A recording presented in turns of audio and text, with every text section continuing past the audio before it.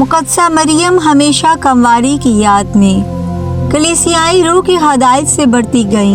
हमारे लिए आज की तिलावत रसूलों के अमाल उसका 9वां बाब उसकी 31वीं से 42वीं आयत तक। उस वक्त कलीसिया ने सारी यहूदिया और जलील और सामरिया में आराम पाया और खुदावंद के खौफ में चलकर तरक्की करती गई और रूह कुदुस की हदायत से बढ़ती गई।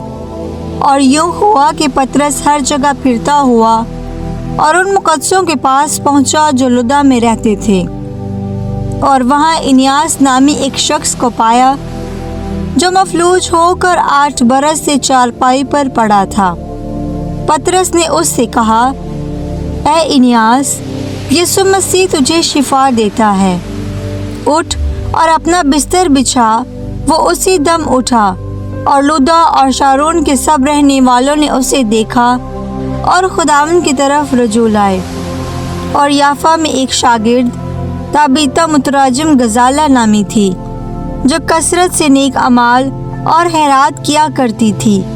और यूँ हुआ कि उन दिनों में वो बीमार होकर मर गई और उन्होंने उसे नहला कर बालाखाने में रखा, और इसलिए कि लुद्दा याफा के नज़दीक था।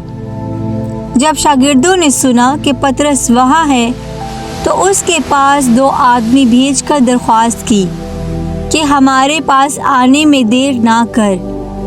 तब पतरस उठकर उनके साथ चला, और जब पहुँचा तो उसे बालाखाने में ले गए, और सब बेवा औरतें रोती हुई उसके पास खड़ी होकर उसे और कुर्ते और कपड़े दिखाती थीं, जो गजाला ने उनके साथ रहते हुए बनाए थे।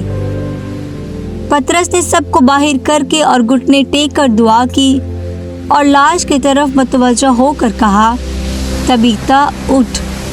तब उसने अपनी आंखें खोल दी और पतरस को देखकर उठ बैठी, और उसने हाथ पकड़ कर उसे उठाया और मुक़द्दसों और बेवा औरतों को बुलाकर उसे जिंदा उनके सुपुर्द कर दिया।